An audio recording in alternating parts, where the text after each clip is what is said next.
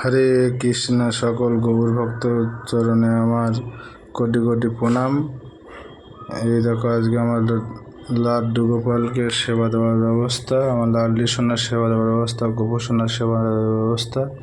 আর এই হচ্ছে আমার লাডলা সোনা, পুচকু সোনা। সামনে নির্জলা একাদশী, কবে কখন সেগুলো আপনারা মন দিয়ে শুনুন। সকলকে শুভেচ্ছা এবং আমার প্রণাম সকলকে। আপনারা সকলে ভালো আছেন। সামনেই গেল অপরা একাদশী, এসে গেছে আবার সামনে নির্জলা একাদশী, যেটাকে পাণ্ডবা নির্জলা একাদশী বা ভৈমী একাদশী নামে শাস্ত্রে উল্লেখিত রয়েছে। এই যে বর্ণনা আপনারা শ্রবণ করবেন, ব্রহ্মবৈবর্ত পুরাণের বর্ণনা আপনাদেরকে শ্রবণ করাবো। এই ব্রহ্মবৈবর্ত পুরাণের ভীমসেন ব্যাসদেব সংবাদে এই বর্ণনা উল্লেখিত হয়েছে এবং এই একাদশী পাণ্ডবা নির্জলা একাদশী নামে সেখানে খ্যাতি অর্জন করেছে। সামনেই এসে গেছে সেই দিনটি, কিন্তু এই একাদশী পালন হবে 18ই জুন, 3রা আষাঢ়, মঙ্গলবার দিন। এই একাদশী কিন্তু জ্যৈষ্ঠ মাসের শুক্লপক্ষীয় একাদশী করবেন। এটা অনেকে এই একাদশী ব্রত পালন করবে আগের দিন, অতএব 17 তারিখ, কিন্তু না, 17 তারিখে সেটা দশমী বৃদ্ধা একাদশী, কিন্তু কেউ 17 তারিখ পালন করবেন না। এই একাদশী 18 তারিখ এই গৌড়ীয় বৈষ্ণব সিদ্ধান্ত অনুসারে আপনারা পালন করবেন, কিন্তু ঠিক আছে? কেন 18 তারিখ যদি পালন করেন সেটা যথাযথভাবে সেই একাদশীর পূর্ণ ফল প্রাপ্ত হওয়া যায়। আর দশমী বিদ্যা একাদশী যদি পালন হয়, সেই দশমী বিদ্যা একাদশী ফলে আপনার যশ প্রতিষ্ঠা ক্ষয়প্রাপ্ত হবে, যে সমস্ত অশুভ প্রভাব সেগুলো দেখতে পাবেন। তাই আপনাদের সকলকে বলবো 18 তারিখ এই নিষ্ঠাপূর্বক এই একাদশী ব্রত পালন করুন। কেমন? কেন এই একাদশী ব্রত বারে বারে আসে না, কিন্তু মনে রাখবেন এই একাদশী ব্রত মাত্র বছরে 24টা আসে, মাসে 2টো করে হলে 12 মাসে 24টা একাদশী। যে সর্ব একাদশী সমুদ্রী শ্রেষ্ঠ একাদশী এই পাণ্ডবা নির্জলা একাদশী, আমরা আলোচনা করব সেই ব্রত মাহাত্ম্য। তদগ্রে আমি আপনাদেরকে পুনরায় মনে করিয়ে দিই, এই একাদশী ব্রত সমুদ্রী কিন্তু অন্য ব্রত নেই। আবারও বলছি, হ্যাঁ, কেন অনেক ব্রত আমরা করি, কিন্তু অনেক ব্রতের ফলও আমরা পাই, কিন্তু আপনি একাদশী ব্রত যেটা করছেন বা করবেন বলে স্থির করেছেন, সেই ব্রতের ফল কিন্তু স্বাভাবিক নয়, সেটা অস্বাভাবিক। তার কারণ কি জানেন? সেটা স্বয়ং ভগবান সেই একাদশীকে প্রাধান্য দিয়েছেন। কারণ অনেক ব্রত এই জগতে রয়েছে, কিন্তু সমস্ত ব্রতের মধ্যে শ্রেষ্ঠ ব্রত হচ্ছে একাদশী ব্রত, কারণ এই ব্রত সমস্ত ব্রতের রানী। এই ব্রত সমস্ত ব্রতের রানী। তাই এই ব্রত যদি আমরা না করি, তাহলে ভগবান কখনো প্রসন্ন হবেন না। তাই সকলকে আমি বলবো, এই যে আমাদের সামনে এসে গেছে যে এই একাদশী ব্রত 18ই জুন, সকলে আপনারা নিষ্ঠাপূর্বক এটা পালন করুন। কারণ এই ব্রতের একটা অস্বাভাবিক প্রভাব রয়েছে। আপনারা যদি করেন এই ব্রত নিজেরাই উপলব্ধি করতে পারবেন। কেন গত বছর এই নির্জলা একাদশীর একটা কথা আপনাদেরকে শুনিয়ে রাখি। আমাদের একজন ভক্ত, তিনি এই একাদশী ব্রত করবে বলে মাতাজি খুব উৎসাহের সহিত তিনি দৃঢ় সংকল্প করেছেন, কিন্তু ভয় পাচ্ছেন যে একাদশী থেকে শুরু করব, একাদশীটা নির্জলা করব, আমি মারা টারা যাবো না তো? আমাকে জিজ্ঞাসাও করেছেন, প্রভু আমার কিছু হবে না তো? আমি ওনাকে বললাম, দেখুন, ভগবানের উপরে ভরসা রেখে এই একাদশীটা করুন। হ্যাঁ, তিনি করলেন, করার পরে যে এক হৃদয়ে অফুরন্ত আনন্দ অনুভব করলেন, তিনি আমার সঙ্গে সেটা শেয়ার করলেন। আমাকে ফোন করে বলছেন যে প্রভু, শুধু আপনার জন্য এই একাদশীটা করলাম, কারণ আপনি বলেছেন, তাই আমি করলাম, এবং করে এই যে এত আনন্দ পেলাম, আমি জীবনে কোনোদিন উপলব্ধি করতে পারিনি এইরকম আনন্দ একাদশী ব্রত করে রয়েছে।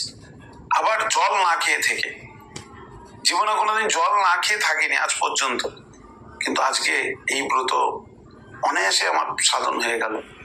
কিন্তু আমার শক্তি একটুও ক্ষয় হয়নি। সেই মাতাজি বলছেন যে কে যেন আমাকে শক্তি দিয়ে দিল, ভগবান আমাকে পুনঃ শক্তি প্রদান করেছিলেন। সেই দিনে যেন আমার আরো ভগবানের সেবায় উৎসাহ উদ্দীপনা বেড়ে গেছিল। দেখুন, তার কথাটা শেয়ার করেছে, আমি আপনাদেরকে বলছি। কেন অনেকের সংকোচ আছে, একাদশী করব, শরীর ক্ষীণ হয়ে যাবে, না খেয়ে থাকলে কষ্ট হবে। না, এই একাদশী ব্রত করুন। বুঝতে পারছেন? পাণ্ডবা নির্জলা একাদশী, সেই সম্বন্ধে খুব খুব শাস্ত্রে উল্লেখ রয়েছে। যদি এই একাদশী ব্রত কেউ নিষ্ঠা পূর্বক করে, সেই উপলব্ধি করতে পারে এর গুরুত্ব বা এর মর্মার্থটা।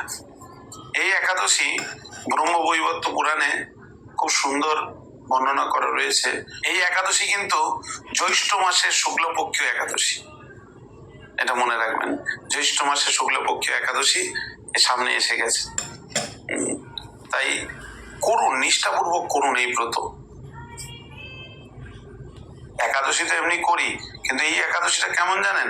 জল না খেয়ে থাকা, অর্থাৎ ওই দিনে নির্জলা থাকবো, কোনো কিছু খাবো না, জলও খাবো না।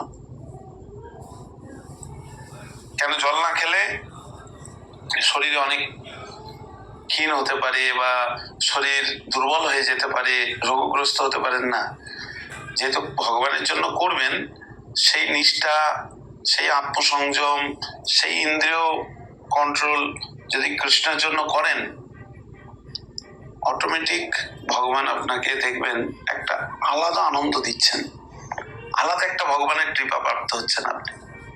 আর একটা জিনিস জানেন তো, এই ব্রত আদি করার ফলে আমাদের ইন্দ্রিয়গুলি সংযত হয়। কেন? ইন্দ্রিয়গুলি হচ্ছে এতই বিভিন্ন দিকে ধাবিত হচ্ছে, আমাদের বিভিন্ন মুখী হয়ে আছে, কখনো এখানে, কখনো ওখানে, কখনো সেখানে। দেখুন, এক জায়গায় সেই ইন্দ্রিয়গুলিকে বশ করে রাখাটা খুব কঠিন। তাই সকলকে বলবো, এই একাদশী ব্রত নিষ্ঠাপূর্বক আপনারা পালন করুন, ইন্দ্রিয় সংযত করার জন্য, ভগবানকে প্রাপ্ত হওয়ার জন্য, এবং বিশেষ করে ভগবানকে খুশি হওয়ার জন্য। খুব গুরুত্বপূর্ণ এই ব্রত। শাস্ত্রে তার অনেক অনেক দৃষ্টান্ত রয়েছে। ব্রহ্মবৈবর্ত পুরাণ, গঙ্গ সংহিতা, ব্রহ্মাণ্ড পুরাণ ইত্যাদি অনেক শাস্ত্রে এই একাদশীর গুরুত্ব তোলা হয়েছে। তাই সবাই মনে রাখবেন, এই একাদশী সামনেই এসে গেছে। জ্যৈষ্ঠ মাসের একাদশী শুক্লা পক্ষের, কিন্তু এটা আষাঢ় মাসে এসে পড়েছে কিন্তু। কিন্তু এই একাদশীটা জ্যৈষ্ঠ মাসের শুক্লা পক্ষের একাদশী। একাদশী এই দিনে পালন করবেন কিভাবে, ঠিক আছে, সেটা বলে দিই। আগের দিনে চেষ্টা করবেন হালকা খাবার খাওয়ার, ঠিক আছে, মানে সহজ পাচ্য, যেটা বলে সহজ পাচ্য, সহজেই হজম হয়ে যাবে সেই ধরনের খাবার গ্রহণ করুন। আর তাড়াতাড়ি ঘুমিয়ে পড়ুন।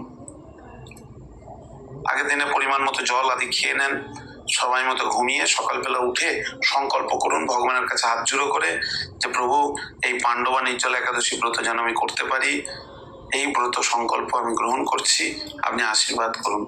প্রণাম আদি করে ভগবানের কাছে প্রার্থনা করে একাদশী ব্রত করতে সংকল্প করা। তারপরে আপনি চেষ্টা করবেন ভগবানের চরণে ফুল আদি, তুলসী পাতা, এগুলো প্রদান করতে ওই দিনে।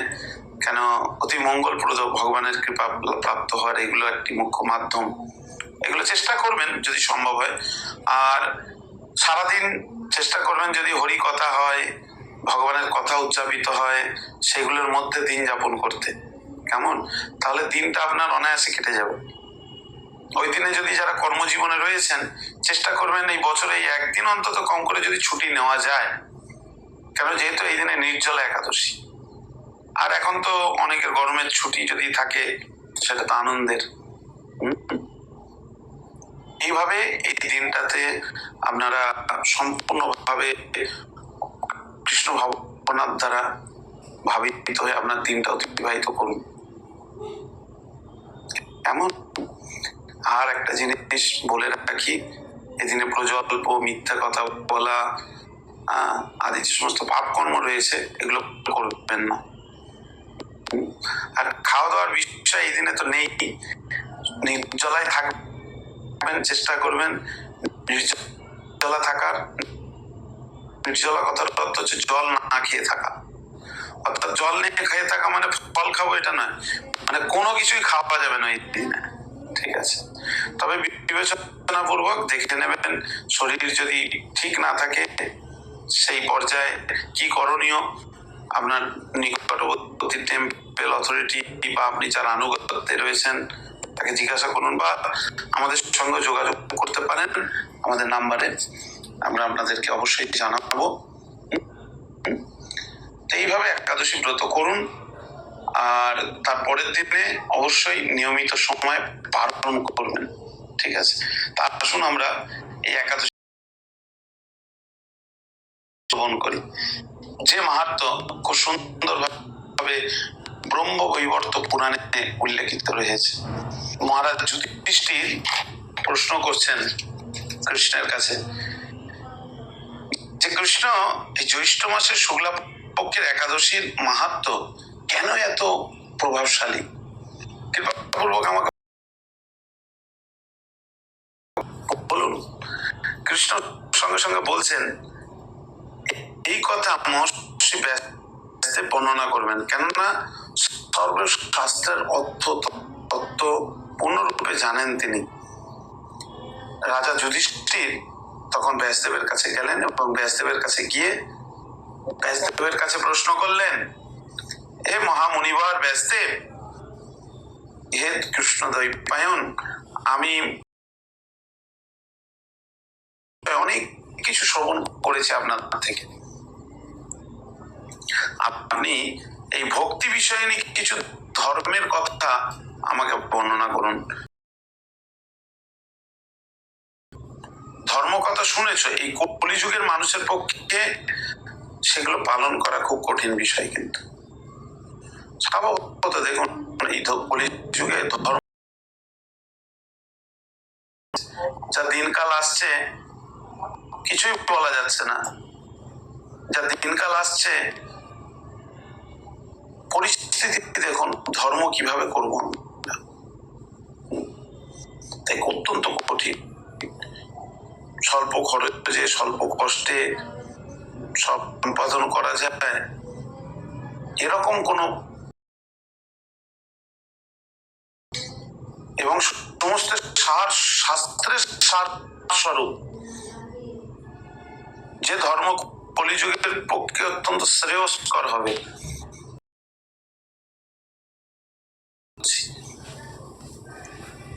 একাদশীর দিনে ভোজন না করে উপবাস ব্রত করবে, দ্বাদশীর দিনে স্নান করে শুচি শুদ্ধ হয়ে নিত্যকৃত সমাপনের পর কৃষ্ণের অর্চন করবে, এরপর ব্রাহ্মণদের প্রসাদ ভোজন করাবে, কোনো ত্যাগ করবে না। যে সকল ব্যক্তি স্বর্গে যেতে চায় তাদের সারা জীবন ব্রত পালন করা উচিত। পাপ এই একাদশীর দিনে ভোজন না করে তবে যম যাতনা থেকে সে মুক্তি লাভ করে। দেখুন এই একাদশীটা এতই গুরুত্বপূর্ণ, যদি এই দিনে কেউ ভোজন না করে থাকতে পারে তাহলে যমরাজের যাতনা থেকে মুক্তি প্রাপ্ত হতে পারবে, বুঝতে পারছেন? ব্যাসদেব এরকম কথা বলতে লাগলেন যুধিষ্ঠির মহারাজকে, আর যখন বলছেন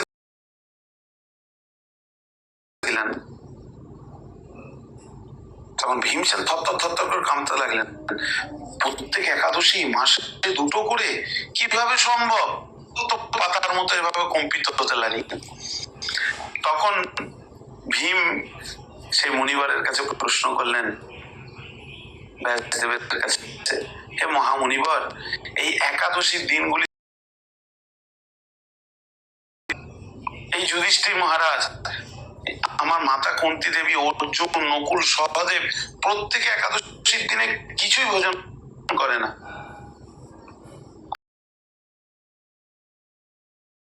করে। আপনি বলুন আমার এই দুঃখ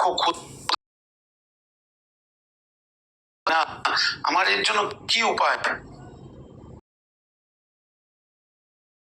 কথায় ব্যস্তে চিন্তা করে তিনি হেসে বলতে লাগলেন, যদি স্বর্গাদি দিব্য, তবে ওই পক্ষের এই একাদশীতে ভোজন করবেন। তাহলে একাদশীতে ভোজন করা যাবে না।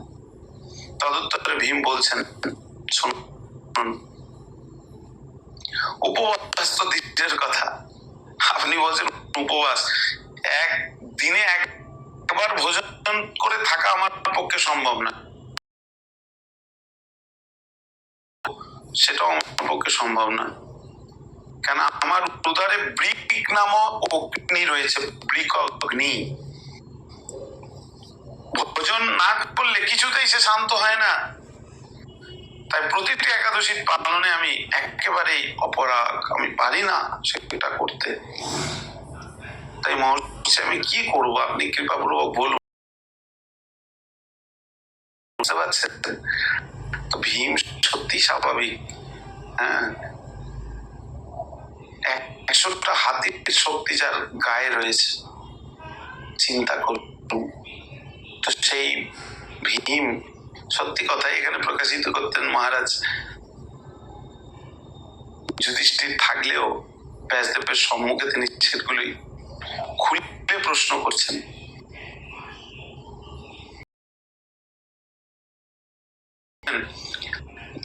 ঠিক আছে, তখন ভীম তদুত্তরের সাথে সাথে বলতে শুরু করলেন, আমাকে এমন একটা ব্রত বলুন, আমি চেষ্টা করব বছরে একবার করার, যেটার ফলে যেতে পারে। সঙ্গে সঙ্গে তদুত্তরে ব্যাসদেব বলছেন, জ্যৈষ্ঠ মাসের শুক্লা পক্ষের একটা একাদশী আছে। জ্যৈষ্ঠ মাসের শুক্লা পক্ষের একাদশী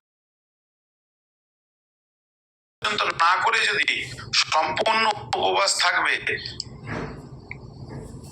তাহলে হতে পারে। তবে ঠিক আছে, আচমন আদি যখন করা হবে, সে আচমনে কোনো দোষ নেই, কিন্তু অন্নাদি যদি গ্রহণ করো তাহলে সেই সঙ্গে সঙ্গে ভীম একটু দ্বিধা থেকে মুক্ত হলেন, একটা তবু করা যাবে কষ্ট করে। সঙ্গে সঙ্গে সেই ব্রত কিভাবে করবে বলছেন, একাদশীর দিন সূর্যোদয় থেকে দ্বাদশীর দিন সূর্যাস্ত পর্যন্ত জল পান বর্জন করবে। আর সেই জলপান যদি বর্জন করতে পারো তাহলে 12টি একাদশীর ফল তোমার লাভ হবে। বলে উঠলেন, ধন্য ধন্য অহধন্য, আমি অবশ্যই করব, চেষ্টা করব। বছরের অন্যান্য দিন পালনে অজান্তে যদি কোনো ব্রত ভঙ্গ হয়ে যায় তাহলে এই একটি মাত্র একাদশী পালনে সব দোষ দূর হয়। ব্যাসদেব বলছেন, আমাদেরও যদি ব্রত যদি অনেক সময় করি তো অনেক ব্রত ভঙ্গ হয়ে যায় শুদ্ধতার কারণে, অনেক সময় হয়। তাই এই একাদশী নিষ্ঠাপূর্বক পালন করলে সব দোষ দূর হয়ে যায়। দ্বাদশীর দিনে ব্রহ্ম মুহূর্তে স্নানাদি কার্য সমাপ্ত করে হরির পূজা করবে। সদাচারী ব্রাহ্মণদের বস্ত্রাদি দান সহ ভোজন করিয়ে আত্মীয় সঙ্গে নিজে ভোজন করবে। ব্রাহ্মণ ভোজন, ভক্ত সেবা দ্বাদশী। এরূপ একাদশী পালনে যে প্রকার পুণ্য সঞ্চিত হয় এখন তা শ্রবণ করো। তাহলে এই ধরনের এইভাবে যদি তুমি করতে পারো তার কি কি পুণ্য হয় শুনে রাখো।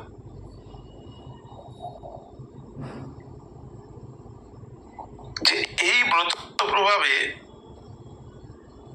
সমস্ত বৈদিক লৌকিক সমস্ত ধর্ম পরিত্যাগ করে যারা একমাত্র আমার শরণাগত হয়ে এই নির্জলা একাদশী ব্রত পালন করে, তার সমস্ত। তখন ব্যাসদেব ভীমকে বললেন, বহু কথা বলার আর কি প্রয়োজন, যদি তোমার অন্যান্য একাদশী গুলি পালন করতে তুমি অসমর্থ হও বা কোনো কারণে ভোজন করে ফেলো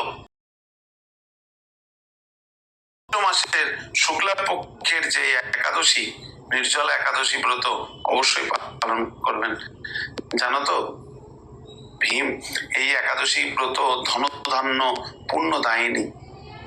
আর যমদূতগণ এই ব্রত পালনকারীকে মৃত্যুর পর স্পর্শ করতে পারে না, মৃত্যুর পর স্পর্শ করতে পারে না। পক্ষান্তরে বিষ্ণুদূতগণও তাকে বিষ্ণু লোকে নিয়ে যান। তাই প্রণাম নিবেদন করে তিনি গেলেন। তাই এখন বলছেন ভীমসেন সেই দিন থেকে নির্জলা একাদশী পালন করতে থাকায় এই একাদশী পাণ্ডবা নির্জলা বা ভীমসেন একাদশী নামে প্রসিদ্ধ হয়েছে। শাস্ত্র বলছে কেউ যদি এই নির্জলা একাদশীতে পবিত্র চিত্তে স্নান, দান, তপস্যা, কীর্তন, জপ যা কিছু করে ভক্তি সহকারে এই একাদশী মাহাত্ম্য পাঠ করেন ও শ্রবণ করেন, বিষ্ণু লোকংশ গচ্ছতে, সে বিষ্ণু লোক প্রাপ্ত হয়। বুঝতে পারছেন এই একাদশীর মাহাত্ম্য? তাই সকলকে আমি অনুরোধ করবো এই একাদশীটা করতে, সবাই করুন। এই নির্জলা একাদশী ব্রত ৩রা আষাঢ় 18ই জুন মঙ্গলবার এই একাদশী ব্রত পালন হবে। কেমন? সমুদ্রেশার ব্রত নেই, ধনধান্য পুষ্পদায়িনী। এই ব্রতের ফলে মৃত্যুর পরে তাকে কোনো পাপ স্পর্শ করতে পারে না। শুনলেন তো আপনারা? তাই অবশ্যই করুন। আর এই ব্রতের সাথে সাথে সময় মতো অবশ্যই আপনারা পালন করবেন। কে কোন সময় পালন করবেন সেই পালনের তালিকা আপনাদেরকে জানানো হচ্ছে। এই একাদশী পালন হবে 26শে ত্রিবিক্রম ৩রা আষাঢ় 18ই জুন মঙ্গলবার শুক্লা পক্ষের একাদশী, পাণ্ডবা নির্জলা একাদশীর উপবাস।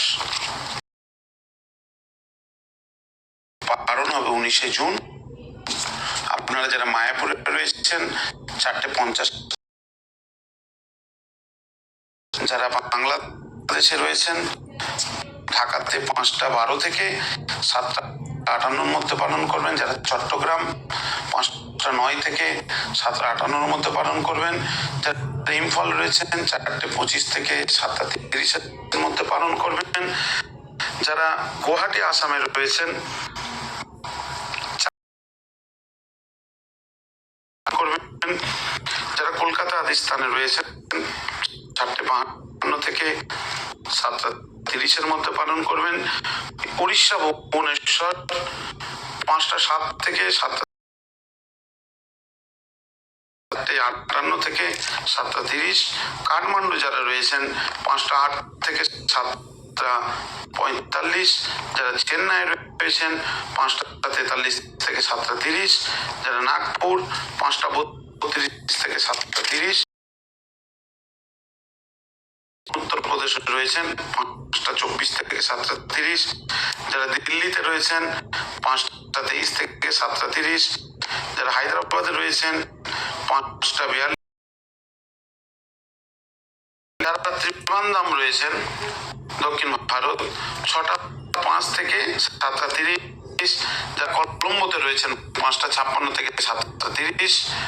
যারা ব্যাঙ্গালোর রয়েছেন 5:54 থেকে 7:30 মধ্যে পালন করবেন। যারা মুম্বাই রয়েছেন 6:01 থেকে 7:30 মধ্যে পালন করবেন।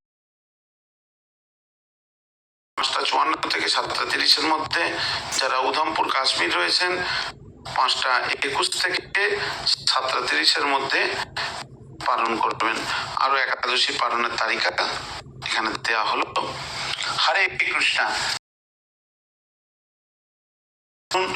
এবং এই একাদশী পালনের পূর্ণ ফল আপনারা লাভ করুন। হ্যাঁ, আপনাদেরকে বলে রাখি এই একাদশীর পরে পরে রয়েছে কিন্তু উৎসব। এই পানিহাটি ধামে চীনাদুদি মহোৎসব নিত্যানন্দ প্রভুর উৎসব, যেটি নিত্যানন্দ প্রভু স্বয়ং তিনি করবে।